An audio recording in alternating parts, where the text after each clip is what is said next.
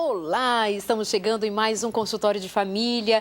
Eu fico bem contente quando começa a semana. Tem gente que começa a semana assim meio com cara de preguiça. Ai, tem que voltar para o trabalho, no dia a dia comum, na batida rotineira. Eu fico super feliz porque a minha semana começa muito bem na sua companhia. Eu fico de verdade feliz a cada começo de programa, a cada fim de programa, a cada começo aquela expectativa, a cada final a realização de ter feito contato com você, de ter falado com tanta gente a quem eu não posso ouvir na maioria das vezes, ou é quase que impossível saber onde nós chegamos, onde a nossa audiência alcança, mas o pouquinho que sabemos, o retorno que temos deixa a gente muito feliz, sabendo que temos atendido a expectativa de muita gente no que se refere a falar daquilo que o coração está sentindo, a atender aquela necessidade mais guardada no coração sobre afetos, desafetos, sobre relacionamentos de modo em geral, sobre saúde mental, sobre você. A gente gosta de falar ao seu respeito para fazer você e para nós aqui também pensarmos juntos sobre que caminho nós podemos tomar, devemos seguir para nós tomarmos a nossa vida com a certeza de que podemos fazer muita coisa para essa construção de vida ser feliz, ser saudável, ser menos difícil, menos atropelada. É porque tem sofrimentos que somos nós que trazemos para nós mesmos. Somos nós quem, num momento ou noutro, por falta de sabedoria ou por falta de termos sido ensinados, de termos sido levados a aprender e a compreender um pouco mais da vida, nós nos perdemos. Mas o que fazer agora? Agora é tempo de parar, pensar, aprender com os outros, ouvir com os outros, sobretudo aprender com Deus, aprender do Espírito Santo, sobre a direção que Deus quer dar para a minha vida. Então eu sempre começo o programa pensando em dizer para você, Deus ama você, Deus confia em você, Deus tem um plano especial para a sua vida. Se as coisas não deram certo até agora, se você tem perdido o rumo e você num dado momento pensa, acho que chegou o fim. É nesta hora que Deus age, mostra para você que há saída, há esperança. Existe Ele, existe Jesus para te amar e te mostrar esse caminho novo, para ser esse caminho novo para você. Sejam bem-vindos ao consultório de família de hoje, mais uma vez, feito com muito carinho do nosso coração para o seu coração. Bem-vindos! E para fazer o programa hoje comigo, além da sua participação, é claro, eu tenho a participação da doutora Rosana Alves. Bem-vinda, Rosana! Prazer voltar depois de um mês de férias da Darleide, né? Nós estamos aqui para fazer um programa bem legal para as famílias. Mas saiba que as suas férias, quando muito prolongadas, a gente fica com saudade, viu? Eu também fico com saudade da Darleide e de você em casa. Que bom, amada. Seja bem-vinda. O que nós vamos falar hoje exatamente? Sabe por quê? Há um mês, mais ou menos, nós fizemos um programa falando sobre a sexualidade na idade, na primeira infância, na segunda infância. O programa não deu tempo de nós concluirmos tudo o que havia para dizer, mas dissemos e foi um sucesso. Os pais disseram, Darleide, agora eu estou entendendo como é que eu falo de sexualidade para o meu filho, como que eu ensino para ele, quando eu respondo as perguntas deles. E hoje nós queremos dar continuidade sobre com essa conversa, agora caminhando para a adolescência. Por onde a gente começa essa conversa de sexualidade e adolescência? Primeiro, eu acredito que os pais precisam entender que não vai ser um período muito tranquilo. A adolescência, como é um período de crescer para, e é isto que significa adolescência, crescer para, amadurecer. Não vai ser tão simples, porque agora os pais não têm dentro de casa aquele filho que acreditava em tudo que os pais diziam e faziam o que os pais diziam mesmo que contrariados. Nós estamos agora lidando com um indivíduo que está crescendo, tomando consciência do mundo, tomando conta do seu próprio pensamento, porque no cérebro já aconteceram muitas coisas importantes, que depois nós vamos conversar, e os pais precisam ter algumas tranquilidades. Eu tenho um filho que não é mais aquela criancinha pequenininha, que tem agora os seus desejos, tem agora os seus próprios pensamentos e tem argumento para todos eles, e eu preciso também mudar na hora de educar o meu filho. Então, hoje, eu acho que uma das ideias é essa, né? De levar os pais a lidarem com o filho que agora é diferente. Não é mais o filho que obedecia tudo que eles mandavam. E os pais também precisam mudar neste momento. Eu acredito que o pessoal de casa vai começar a entender que nós estamos fazendo assim um círculo, trazendo assuntos que estão muito interligados para que a gente chegue a ter, quem sabe, uma série de programas onde as famílias possam parar, assistir e refletir sobre aspectos da infância, da adolescência. Semana passada, a temática geral foi assim, baseada na dificuldade que os pais estão tendo de lidar com os adolescentes no que se refere ao afeto. Por exemplo, tem muitos adolescentes dizendo assim, Darleide, eu não sei o que está acontecendo. Quando eu saio da escola, eu ouvi isso de uma adolescente e me fez trazer essa temática para dentro do programa. Eu quero dar continuidade a essa conversa hoje contigo, passando pela sexualidade, passando pelo desenvolvimento afetivo desse menino e menina. E a menina diz assim, Darleide, quando eu saio da escola, eu penso, meu Deus, agora eu tenho que ir para casa e encontrar minha mãe xingando toda hora, reclamando toda hora, me culpando porque eu nasci. E então, assim, a gente diz que tem muitos adolescentes rebeldes, que são aborrecentes, que etc, etc. Mas eu estou sentindo, me perdoe se eu estiver muito equivocada, de que os adolescentes estão precisando muito de serem amados. Principalmente por causa dessa mudança, eles precisam mais que nunca serem amados. Exatamente. Eu e o meu marido estávamos em Patinga na semana passada, Minas Gerais. Um beijo para todos de Patinga, foi ótimo estar com vocês. Delícia. E a maioria dos adolescentes que nós conversamos em um momento somente com eles, eles disseram exatamente isso.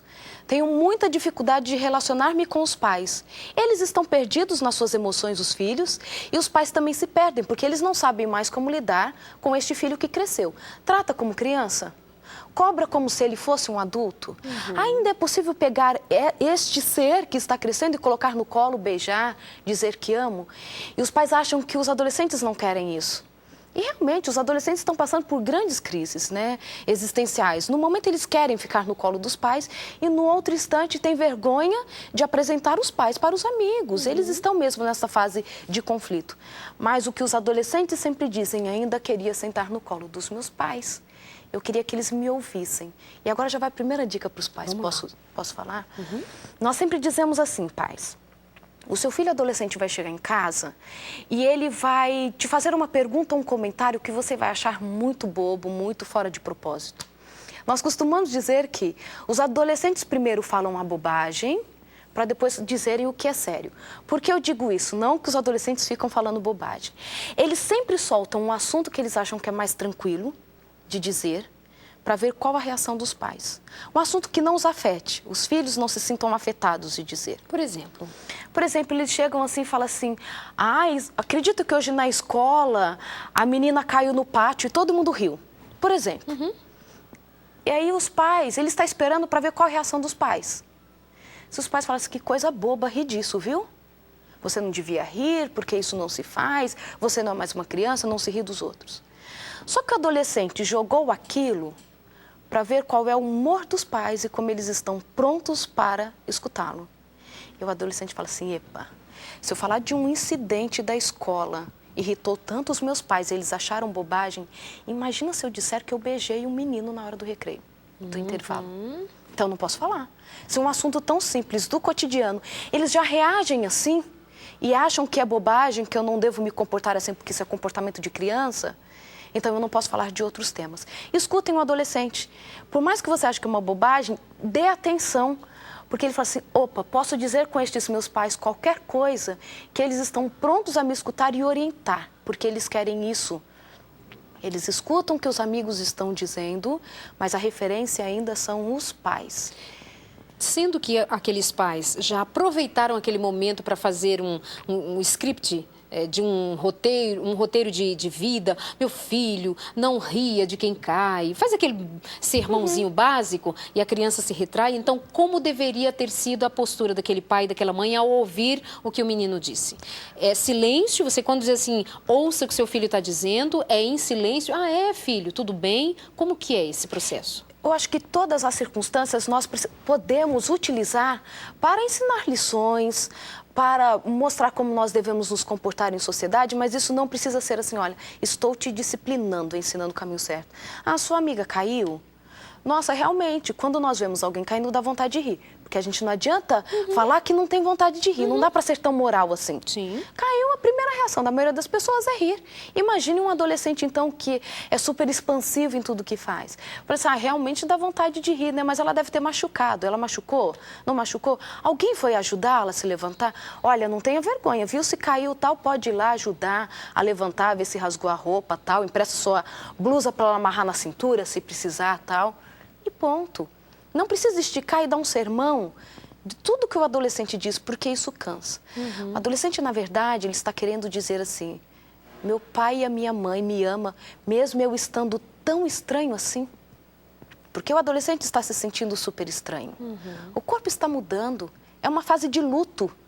Ele está perdendo o corpo da infância e ganhando um corpo que ele almejava tanto, mas que ele não sabe lidar com esse corpo. Ele está passando por um luto porque ele está perdendo os pais da infância. Aqueles pais que achavam super bonitinho porque ele saía correndo, talvez para pular no colo de um tio tal, e achava tudo tão lindo. Agora, qualquer expressão de expansão dos sentimentos, os pais já dão uma retraída. Você está fácil demais, não é assim que se comporta. Então, ela está perdendo também os pais da infância. E ela se sente realmente num luto, perdendo tudo que era referência. E entrando num mundo onde ela está sendo super cobrada. Ela precisa sentir que os pais dizem assim, você está passando por uma situação que é difícil para você, nova, mas que isso acontece com todo mundo. Aconteceu comigo, foi difícil para mim e estou aqui para te ajudar no que precisar, mesmo que eu não saiba todas as coisas. Esse diálogo franco, aberto. O adolescente, ele não precisa mais de disciplina no aspecto de ensinar o que é certo, o que é errado. O adolescente já aprendeu isso, se foi bem educado. Lá com mais ou menos 8 anos de idade, que é quando nós paramos o programa anterior, acontece um fenômeno que é muito importante. E isso os pais que têm filhos de 8 anos vão entender muito bem o que estou dizendo, mais ou menos 8 anos. É um momento que internaliza a moral da criança. Antes ela obedecia o certo ou errado, pensando na consequência externa que aquilo teria. Se eu quebrar um copo, provavelmente eu vou apanhar, alguma coisa assim, ok? Então, ela obedecia os pais por medo da consequência. Com 8 anos de idade, mais ou menos, já internaliza a moral. Ela já é capaz de pensar o que é certo, o que é errado e tomar uma decisão, ok? Então, ela já sabe o que é moral. Você tentar ensinar isso quando ele já é adolescente não funciona muito bem. Na adolescência, o filho precisa de parcerias. Filho, lembra que eu te ensinei tal coisa? Então, você não pode fazer isso porque a consequência é essa. Lembra que a gente conversou? Qual é a sua dificuldade? Em que eu posso te ajudar? Eu também estou perdido. Mas no que for possível, eu estou aqui para te auxiliar. Quando o pai reconhece assim que não tem muita habilidade para lidar com aquele assunto específico, com aquele momento que está acontecendo agora na vida do menino, ele não está perdendo a autoridade? Porque eu imagino que esse seja o medo dos pais. Se eu disser para o meu filho que eu não sei o que fazer agora, meu mundo caiu. Depende da forma que você faz e que já fez. Porque se sempre você disse assim para o seu filho, eu estou te dizendo para fazer isso porque eu sei como a vida é. Eu sei as consequências. Me obedeça, não pense. Só me obedeça. Quando ele não tiver condições de dar uma resposta satisfatória, eu falo assim, peguei ele na fragilidade. Agora vamos pensar numa questão tanto quanto mais séria, porque, por exemplo, esse fim de semana eu estive com um grupo de jovens e as perguntas que os jovens faziam são perguntas, assim, muito próximas das perguntas que os adultos fazem, por exemplo, em encontros de casais. Sim. Então, eles estão, assim, muito adiantados num processo, inclusive no processo da sexualidade. Eles estão muito antenados no que se refere a sexo, práticas sexuais, porque esse eu acho, é o boom, né? A mídia fala nisso, a novela, o filme, a música. Quer ver música mais sensual que a música brasileira? Não existe. Chega a ser pornográfica, Sim. né? Na verdade, o Brasil chega a ter músicas pornográficas, de tão carregadas de sensualidade que elas são, e as crianças cantam e dançam e os pais ainda acham bonitinho. E quando crescem, os pais reprimem isso. Menino, não faz isso? Sim. Tem pais que levaram os filhos para assistir o show de Justin Bieber. Tenho nada contra o pobrezinho do menino. Nem conheço a família dele. Mas o fato é que aí a criança foi, porque Justin, um príncipezinho, lindinho, bonitinho. Agora esses meninos cresceram mais um pouco. Isso aí não pode não. Menino, que é isso? Então, assim, a gente se torna muito incoerente, né? Mas eu vou pedir que no próximo bloco você volta com a gente contando, falando como que é essa linha de comunicação entre pais e filhos no que se refere à sexualidade. Quando que o menino vai ter coragem de dizer para o pai e para a mãe determinadas coisas que são muito da sua intimidade? Se essa conversa anterior sobre a menina que caiu no pátio da escola não foi entendida e bem elaborada entre o pai e o filho, a mãe e o filho, imagina falar de sexo, imagina falar de desejo, desejo, mas imagina falar de hormônio, sei lá o quê, mas a gente precisa saber, mas a gente precisa perguntar, precisa crescer, precisa chegar um pouco mais adiante. Aí você deve estar dizendo assim, Darleide, eu tenho sentido falta de quando vocês falam sobre relacionamento, marido e mulher, eu estou aqui brigando com meu marido, estou quase me separando dele, estou querendo muito que você aborde a questão aí no programa e você não fez, já é o terceiro programa que você faz nessa linha da educação dos filhos, adolescência. Deixa eu dizer uma coisa para você, eu sei que essa temática é extremamente importante, nós vamos voltar com elas, afinal, isso faz parte de todo o contexto familiar, lidar com os conflitos, mas o que a gente precisa se preocupar também? Nós temos uma geração se formando que, se for bem educada hoje, se for bem orientada hoje, a partir dos pais lidarem hoje com esses filhos com sabedoria, nós estamos prevenindo problemas lá adiante que estão acontecendo hoje, podem ser evitados, sabe? Então, nós precisamos falar disso, de verdade. Nós precisamos pegar a base da família, a partir dos filhos, e ir pensando no amanhã. Mas a gente vai continuar falando, sim, sobre conflitos entre os casais, sobre a esposa e o esposo em suas dificuldades. Fica tranquilo, tá? Mande o seu e-mail pra gente, consultoriodefamilia@novotempo.org.br. Na volta eu quero mandar beijinhos para você que entra em contato com a gente. Só mandar um beijo aqui para a Vasti. A Vasti elogia o programa, diz que é uma bênção, ela adora. E ela fala assim, Darleide, tenho sentido falta daquela psicóloga mineira. Não sei qual é a psicóloga mineira, mas você não disse o nome dela, mas eu sempre trago aqui os meus amigos queridos, mas me deu a impressão que é você, porque sempre que você vem aqui, você fala em Minas. Porque o meu pai é mineiro, né? Eu tô achando então, que é isso. Será que é isso? Eu tô achando. Aproveita e manda um beijo aí tomara que eu seja a querida, né, da Vasti, mas se não for também, tudo Fica bem. aí. E quero mandar um beijo de novo para Ipatinga, fui muito bem recebida, para Jaú, que foi ótimo estar lá, né? Precisamos voltar, né, Darleide? Não, eu não preciso voltar, eu preciso ir a Jaú. Exatamente, eu disse que quando eu voltasse eu tentaria levar a Darleide. Foi ótimo estar com vocês, com as mulheres de Andradas, Igreja de Moinho Velho também, que foi tão bom. E esse último final de semana, ECC Paulina, Encontro de Casais com Cristo, que foi maravilhoso. Amo trabalhar com vocês, foi maravilhoso lindo, mesmo. Muito bom. Beijo, Jaú, me espera. Aqueles sapatos maravilhosos. Volta para casa com uma mala cheia deles, de todas as cores, de todas as alturas. Não vou? Jaú é tudo de bom com sapato, né? Beijo para vocês, amados. Nosso intervalo é rapidinho, a gente já volta. Fica a dica, continua com a gente.